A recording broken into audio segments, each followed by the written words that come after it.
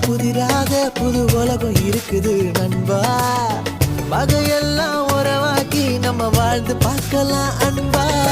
என்ன என்ன பொருள் மாற்றம் எதிர்காலம் காட்டும் புது வாழ்வின்